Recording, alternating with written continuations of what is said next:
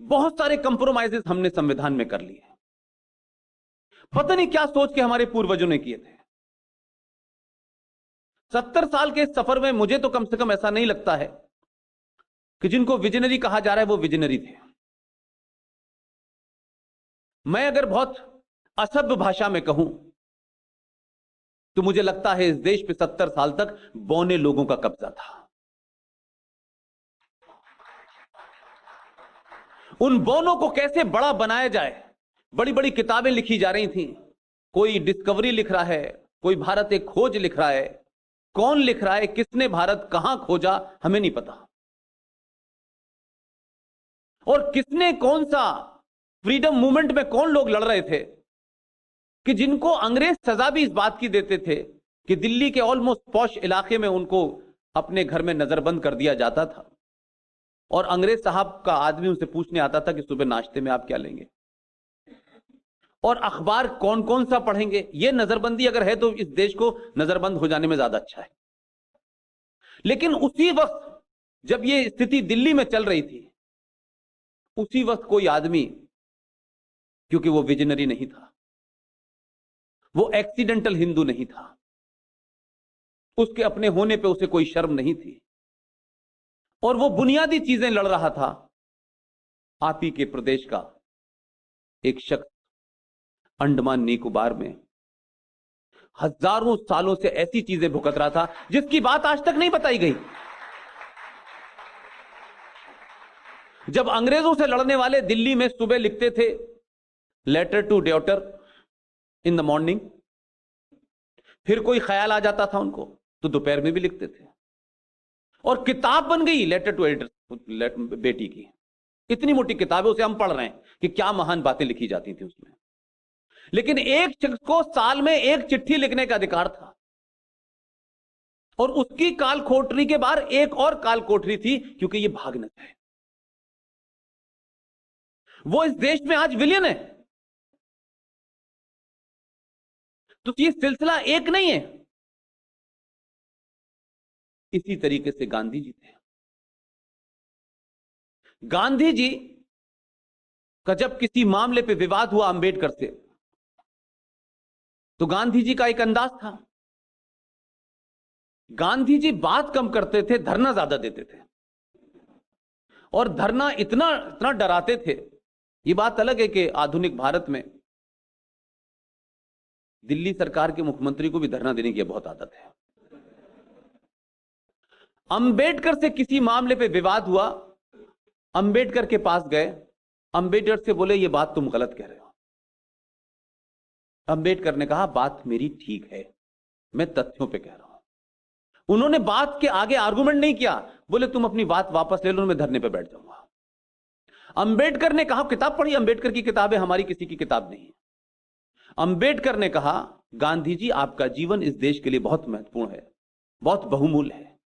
मैं नहीं चाहता कि आप पेंशन में बैठे, उससे आपकी जान को खतरा हो। लिहाजा इस इंटरेस्ट में मैं अपनी सही बात को भी वापस ले रहा हूं, लेकिन बात मेरी सही थी। गांधी जी ने कहा कामयाब। यही सेम घटना उनकी सुभाष चंद्र बोस के साथ हुई। अब ये वो कैरेक्टर के लोग थे जो सत्ता पे बैठने के लिए लड़ाई नहीं लड़ रहे थे।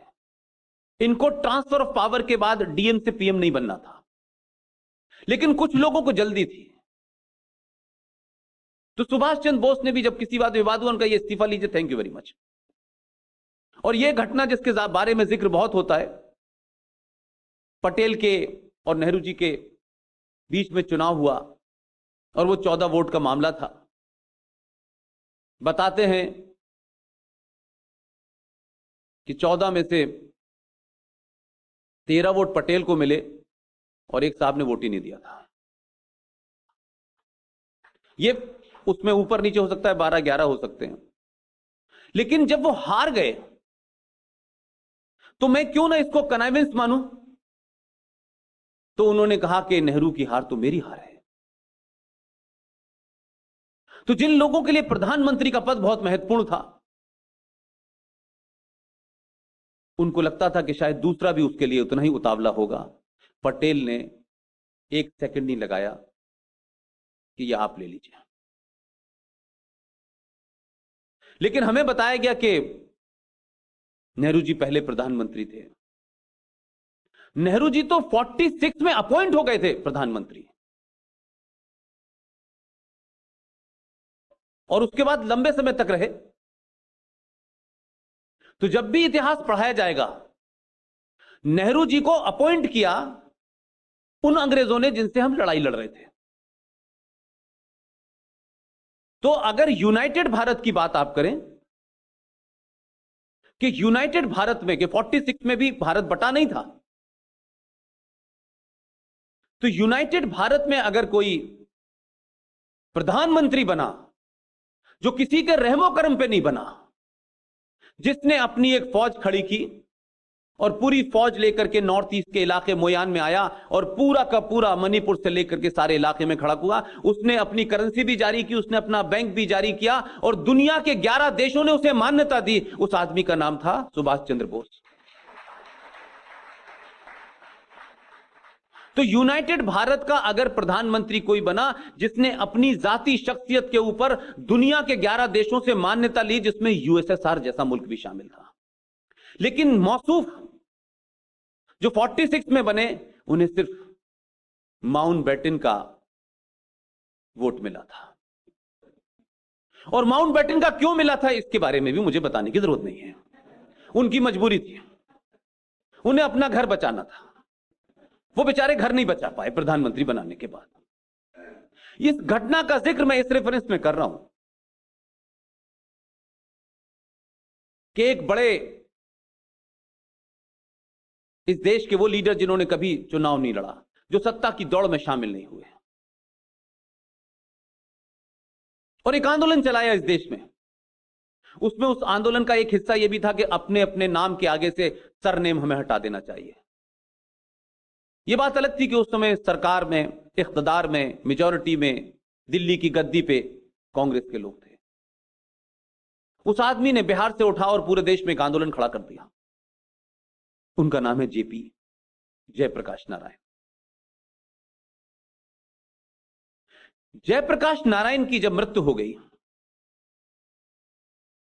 तो बहुत सारे लोगों ने कहा कि जेपी को पार्लियामेंट में श्रद्धांजलि देनी चाहिए। तो सारे कांग्रेसी खड़े हो गए। और मुझे दुख इस बात का है कि जिन लोगों ने यह मांग उठाई उसमें ऐसे लोग भी थे जो आज भी जीवित हैं, जो पहले दिन से 52 से लेके अब तक लगातार पार्लियामेंट में जा रहे हैं। पिछली बार उन्हें टिकट नहीं दिया इसलिए नहीं गए, नहीं वो अभी भी चले जाते हैं, 92 साल के हैं। ऐसे बहुत सारे लोग थे उस वक्त। उसमें अटल जी भी जीवित थे और भी लोग सारे थे। कम से कम यह घटना उन लोगों को क्यों नहीं पता थी, और नहीं पता थी तो जिम्मेदार कौन है, और आपने उस वक्त टोका क्यों नहीं? मैं तो आज उसका रेफरेंस भी देना चाहता हूं, उस घटना को बताना भी चाहता हूं कि इस मुल्क में जेपी जैसे आदमी को अगर श्रद्धांजलि दे दी जाती तो पार्लियामेंट में क्या ऐसा होने वाला था। तो श्रद्धांजलि तो हमारे देश में बापू को भी दी जाती है, वो भी एमपी नहीं थे। चलिए थोड़ी देर के लिए मान लेता हूं कि बापू से बड़ा कोई है ही नहीं है इस दुनिया में। एक किस्सा बताना चाहता हूं मैं आपको। उस किस्से के रेफरेंस पे मत जाइएगा, उस पर जरूर हंस सकते हैं आप लोग, उस पे मत जाइएगा क्योंकि वो मेरा मकसद नहीं है। माउंटबेटन साहब की पत्नी का नाम था Edwina Mountbatten. She fall in love with Nehru ji. ये ओपन बात है, ये मैं नहीं कह रहा, मैं बताऊंगा किसने कहा है, मैं नहीं कह रहा ये बात। और नेहरू जी बड़े दिल के आदमी थे, ऐसी तमाम बातों को प्रॉपर रिपोर्ट करते थे। कभी उन्होंने इसका गलत मतलब नहीं निकाला। 1960 में एडविना माउंटबेटन की डेथ मलेशिया के एक आइलैंड पे हो गई। You can not believe it. Edwina Mountbatten को भारत की पार्लियामेंट के अंदर श्रद्धांजलि दी गई है। यह किताब है इस किताब के राइटर हैं कुंवर नटवर सिंह, जो जवाहरलाल नेहरू और इंदिरा गांधी की किचन कैबिनेट के खास आदमी थे। इस किताब का नाम है one life is not enough. इसके पेज नंबर 42 के ऊपर यह घटना लिखी हुई है जो मैंने आपको हिंदी में बताई है। अब नटवर सिंह तो आरएसएस के कभी आदमी नहीं थे, न विश्व हिंदू परिषद के थे, तो उन्होंने नेहरू जी की शान में यह गलत बात लिख दी। वो खुद लिख रहे हैं कि यह इतना अनप्रेसिडेंटेड था कि सब लोग चौकन रहे। लेकिन मैं पूछ रहा हूं कि जो घटना 1960 में थी, उस 1960 की घटना के बहुत सारे लोग पार्लियामेंट में बैठे थे, वो क्यों चुप रहे? मालूम नहीं था या कोई और बात थी? इस तरह से बहुत सारी ऐसी घटना है, लेकिन मैं उसका रेफरेंस सिर्फ इसलिए देना चाहता हूं ताकि इस देश को यह पता चले कि जिन लोगों ने उनके साथ जीवन बिताया है, कुंवर नटवर सिंह आज भी जीवित हैं, ठीक ठाक हैं, मिल सकते हैं आप। ये पूछ सकते हैं कि ये किताब कहीं ऐसा तो नहीं है कि उनके नाम से किसी ने छपवा दी हो, ऐसा भी नहीं। 1968 में इस देश के युवा और आधुनिक प्रधानमंत्री राजीव गांधी की शादी हुई। मेरा उस पर कोई विवाद नहीं है, कोई विवाद नहीं है, वो उनका पर्सनल मैटर है। लेकिन 1969 में श्रीमती इंदिरा गांधी, उस वक्त ये परंपरा थी कि प्रधानमंत्री के परिवार में 200 साल पुराना भी कोई अगर आदमी जीवित है तो वो प्रधानमंत्री के साथ जाता था। तो राजीव गांधी और सोनिया गांधी 69 में श्रीमती इंदिरा गांधी काबुल गई, और काबुल में आप सब जानते हैं कि बादशाह खान बड़े लीडर थे, उन सबसे मिली। और शाम को उन्होंने नटवर सिंह से कहा कि राइड पे चलते हैं। तो जो प्रोटोकॉल होता है प्रधानमंत्री का, पूरा उनके साथ था। तो काबुल से कुछ 10-12 मील गाड़ी में वो गई।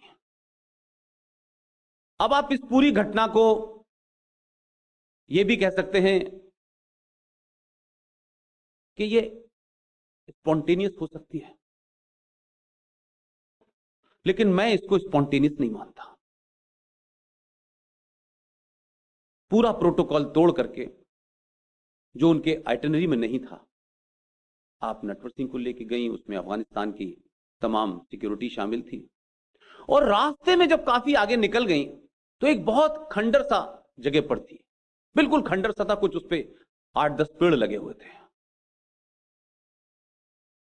तो उन्होंने पूछा अपने प्रोटोकॉल अफसर से कि ये क्या है? तो उसने कहा, साहब ये बाग ए बाबर है, बाग ए बाबर। उन्होंने गाड़ी रुकवाई और वहां गई वो, और फिर उसके बाद उस बाबर की मजार पर 10 मिनट तक सर झुका के खड़ी रही। और नटवर सिंह उनके पीछे खड़े थे, और उनके दोनों बच्चे भी वहीं थे। मैं कोई किसी को निजी टीका टिप्पणी नहीं कर रहा। मैं पूछ सकता हूं कि बाबर से, जो अपने मुल्क में जिसकी कोई हैसियत नहीं थी, अगर बाबर उनका हीरो होता तो उसका मकबरा बहुत अच्छा बना होता। वो तो टूटा फूटा सा था। बाबर से कौन सी ऐसा इतिहास जान रही थी वो कि 15 मिनट तक सर झुकाए, उसमें लिखा हुआ है वर्ड, सर झुका करके 15 मिनट तक खड़ी रही। किस बात की श्रद्धांजलि दे रही थी और किसको दे रही थी? यह बात पेज नंबर 144 पे नटवर सिंह ने जिक्र किया है, क्योंकि वो खुद मौजूद थे वहां। अब हम आज बाबर की बनाई हुई राम मंदिर के ऊपर बहस कर रहे हैं। जिस बाबर को खिराज अकीदत पेश कर दी गई हो, नटवर सिंह ने उनसे पूछा कि आप क्या, किस लिए आप आई हैं? तो उन्होंने कहा मैं इतिहास को याद कर रही हूं। अब जिनका इतिहास याद करने का बाबर से शुरू होता है, तो इस देश की दुर्दशा जो आज है वो होनी चाहिए थी।